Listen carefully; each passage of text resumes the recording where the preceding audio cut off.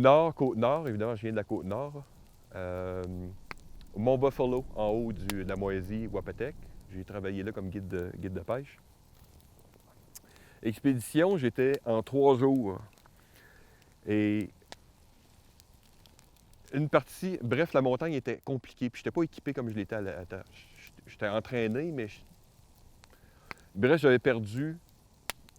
Allez voir les vidéos, allez voir le terrain, est extrêmement hostile. Fait que j'avais perdu la moitié de mon eau, comprenez-vous, un paquet de trucs. Puis je revenais, mais peut-être que c'est moi. Mais moi, j'embrasse ma nature animale. Je commençais à me sentir devenir un loup. Là. Je commençais à me fusionner avec la nature littéralement. Je commençais à me sentir sauvage. Comme dans les films un peu. Puis à la différence, moi, j'appréciais mon côté de la nature. Je commençais à apprécier ce côté-là de devenir « Hey, pas d'école, pas de structure humaine. » Je commençais littéralement à régresser. Mais j'aime pas le terme régresser parce que je respecte les animaux qui sont adaptés à chacun de leur nature. Mais je commençais à en devenir un. Tout devenait... Quand tu deviens dans le besoin, peut-être parce que c'est moi, c'est pas tout le monde qui réagit pareil. Peut-être parce que jeune, j'ai subi toutes sortes de traumatismes, toutes sortes d'événements qui m'ont amené jusqu'à là. Mais je sais pas comment on le traduire, peut-être par passion, mais cette nature-là, je veux l'explorer encore plus. Parce que là, le cohérent, l'espèce de civilisé se débranchait, puis je le savais. Puis je commençais littéralement, avec les arbres tombés, je commençais littéralement à me comporter. Là, je regardais, puis chaque opportunité, mes sens devenaient plus aiguisés. Je sais pas comment le dire, c'était pas une excitation, mais je commençais à apprécier le côté, hey, là, comme les animaux, à tous les jours, il va falloir que je tue. Mais comme les animaux, il n'y aura pas de conséquences, mais c'est moi ou un autre. Donc, il y avait ce côté-là sauvage qui embarquait, puis je me sentais prêt à attaquer littéralement un ours à main nue. C'est un second état, mais je ne veux même pas dire second état parce que j'aime pas ce terme-là, parce qu'il est en chacun de vous. Puis je l'ai vu à certaines reprises, cette espèce d'animal-là sortir. Puis, je sais pas si c'est moi encore là, les animaux se reconnaissent entre eux. Tu le sens quand tu ressens cette nature-là chez quelqu'un d'autre. Et je peux même pousser en disant que ça peut être sexuel.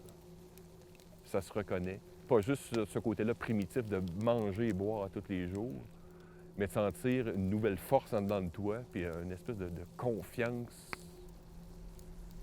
que tu ne retrouves pas ailleurs. Mais ça, il faut que tu souffres pour le faire.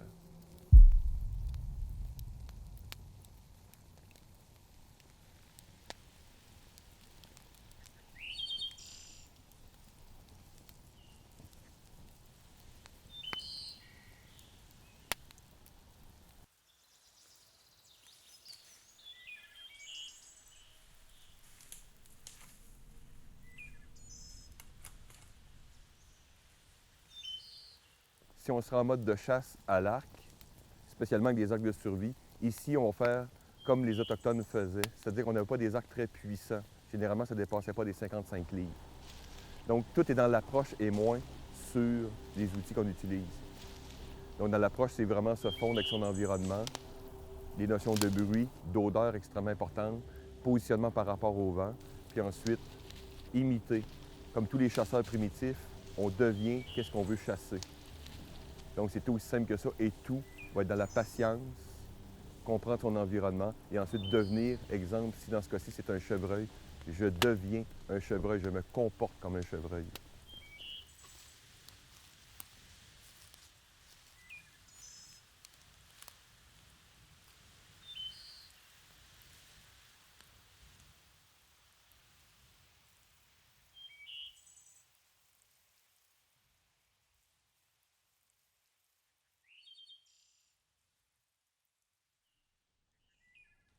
Si vous avez un empoisonnement ou quelqu'un a mal au ventre, peut-être par une cause d'un champignon par exemple, vous lui donnez une bonne cuillère de ça avec une bonne gorgée d'eau.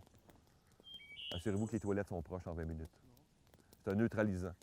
Dans nos habits, là, comme dans mon masque anti-gaz que j'ai, là, les filtres, puis nos habits qu'on a, NBC qu'on appelle, c'est du charbon. C'est ça, c'est ce qui bloque, qui neutralise des choses. Donc, c'est un neutralisant d'odeur aussi. Donc, si on parle de chasse aussi, comme nos ancêtres faisaient, on va prendre du charbon et ils vont l'utiliser sous les bras, évidemment, dans la fourche et dans les éléments qui seraient des odeurs où on dégage des odeurs. Puis ensuite, on se peinture des peintures de guerre, comme on dit, c'est pour, réduire l'éclat du soleil, comme vous voyez avec les joueurs de football. Là. Et en même temps, c'est pour bien sûr nous camoufler le visage. Et quand c'est stylisé, les gens vont se donner, ils vont se peinturer, exemple, un nez de chevreuil ou de coyote ou des trucs de même. C'est devenu très, très, très stylisé. Okay? Le charbon, comme je vous dis ici, c'est un élément que vous produisez. Quand vous allez prendre de l'eau, par exemple, commencer à la faire bouillir, si vous voulez ajouter un élément de sûreté, vous mettez une pincée de charbon dans votre eau. Okay? Il y a beaucoup d'autres usages. Si vous coupez, mettez du charbon. C'est un neutralisant aussi de bactéries et autre chose. Et, pour les filles, prenez du charbon et frottez-le sur votre peau. Ben, les gars aussi. Hein? On est en 2019. Mettez-en sur votre peau. Là. Ça va noircir. Attendez 2-3 minutes, puis ensuite, frottez-le puis enlevez-le. Touchez votre peau.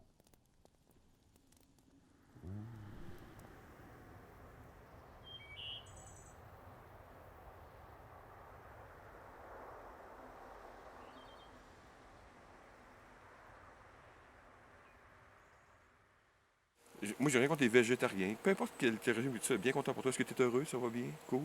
Tes enfants prospèrent? Cool. Pas de problème. Moi, je veux pas qu'ils me critiquent, par exemple, aussi. Dans ce que je fais. Puis moi, je suis en équilibre. Je dévaste pas. Je suis pas une usine. Je suis un chasseur. Prendre le chevreuil, nourrir ma famille. Je fais mes cannes, mes conserves. Puis ensuite, pour ma saison d'hiver, fait que là, genre, toutes mes cannes, on a aussi la sauce à spaghetti. Mais, tu sais, on a notre viande, on a nos marinades qu'on prépare. C'est toute une activité. Tous nos ancêtres faisaient ça. On a tout perdu ça.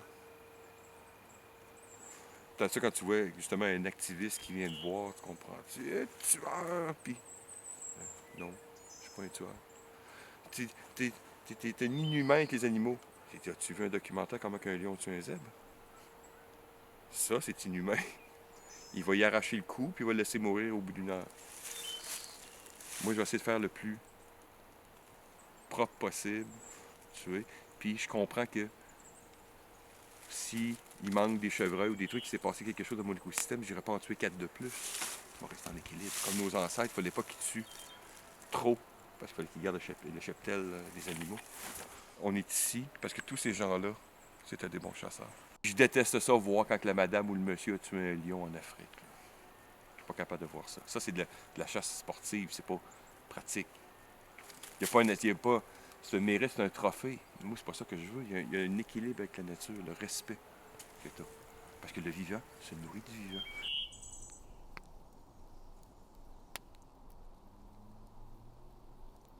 L'humain est violent. Il y a des armes, puis il y a des armées partout. Comprends ça, parce que quand tu regardes la carte du monde, toutes les frontières sont définies par un conflit militaire. That's it. Fait qu'au lieu de cacher ça, puis de faire des manifestations pacifistes de telle affaire, comprends notre nature humaine, comprends qu'il y a des fusils, il y a des armées, il y a des trucs, il y a des gens qui sont méchants, puis qu'est-ce qui est la source de la violence?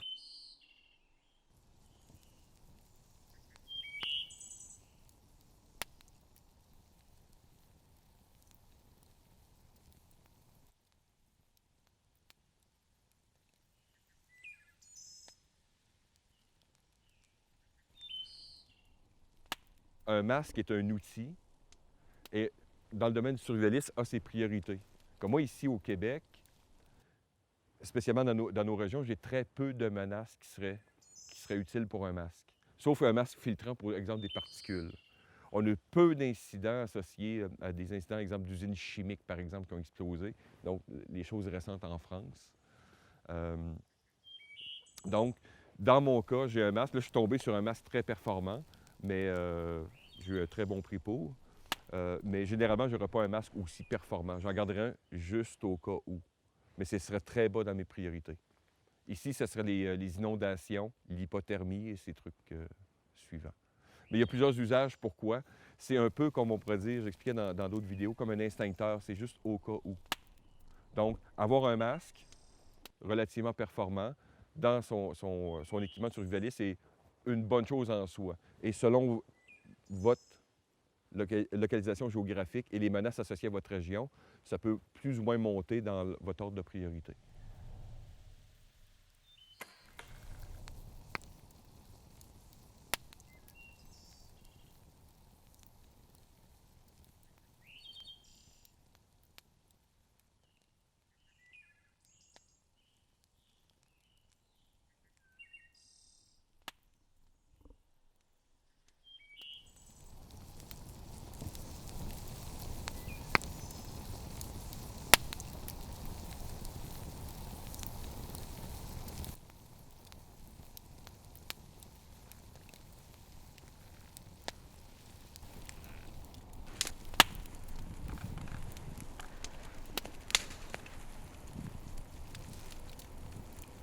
Si vous restez un peu en mode écolo sans vouloir couper des branches d'arbres déjà, le meilleur, c'est les arbres qui sont tombés, mais les arbres qui sont tombés, mais avec les branches qui sortent du sol. Peu de fumée, c'est-à-dire qu'une très bonne combustion. Si ça crépite, là, on entend des crépitements, ce qui est tout à fait naturel, mais s'il y en aurait trop, ça veut dire qu'il y aurait beaucoup d'eau dans notre bois. Là, on a un crépitement tout à fait normal. Il manquerait une peau d'ours en avant et une bonne bouteille. À la William Wallace, que je garde toujours, un de mes héros écossais, bien sûr. Mais, tu sais, tout le monde meurt, mais pas tout le monde vit. Puis quand tu commences à apprécier ça, c'est pour ça que je dis à d'autres personnes, en étant instructeur de survie, le but, c'est pas juste d'allumer des feux. Il faut que tu aies une raison quand il t'arrive des choses difficiles dans la vie pour passer au travers. Une raison. Puis je dis aux gens, allez dans les musées. Allez voir ce que l'humain fait de bien. Prenez le temps, vous avez des enfants, prenez le temps de regarder un enfant. Les affaires débiles, là, que le monde trouve débiles, là, puis quand tu reviens après ça, tu vois la nature humaine différemment. Tu l'apprécies différemment. Et moi, c'est dans ces explorations-là, peut-être mon côté animal en fait partie. Peut-être parce que je pousse mon exploration personnelle. C'est ça, c'est ta plus belle aventure. Explore-la. C'est pas juste d'avoir un travail, d'étudier, puis d'avoir une clôture blanche puis des enfants. Ça, c'est notre nature. On est fait pour ça, mais il y a d'autres choses à explorer. Puis c'est ça qui est incroyable. C'est magnifique.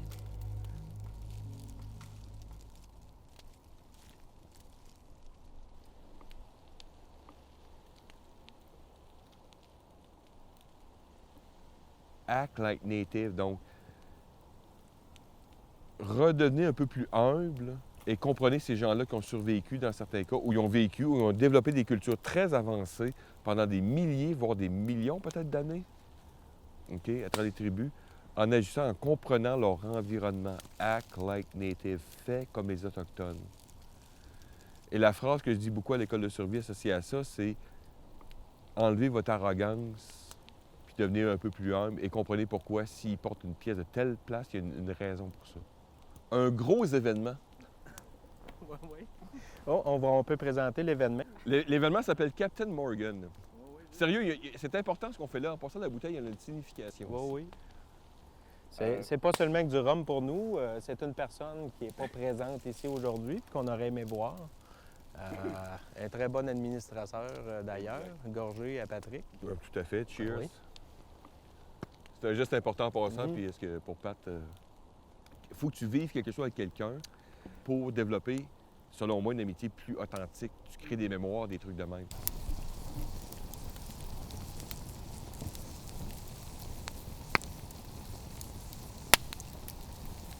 Joe avait un caractère X, je ne dirais pas ici. C'était super plaisant, baveux, arrogant, sympathique, parce qu'on avait un background similaire aussi, mais en même temps, il y avait son caractère. Pat avait son caractère qui démarquait complètement avec Joe. Puis moi, j'étais l'espèce de moine guerrier dans tout ça aussi. Puis avec le temps, on a évolué nos relations, nos trucs de même. Là, évidemment, on parle de Joe, mais c'est parce qu'on parle de Pat, c'est important. Est-ce que je le veux dans ma tranchée? Si demain matin, il se passait vraiment quelque chose de vraiment grave, très global un peu plus, c'est pas juste une inondation, qui je veux dans ma tranchée? En tant que survivaliste, c'est ce qui m'intéresse. Joe, Pat, n'importe quand. J'ai même pas à hésiter.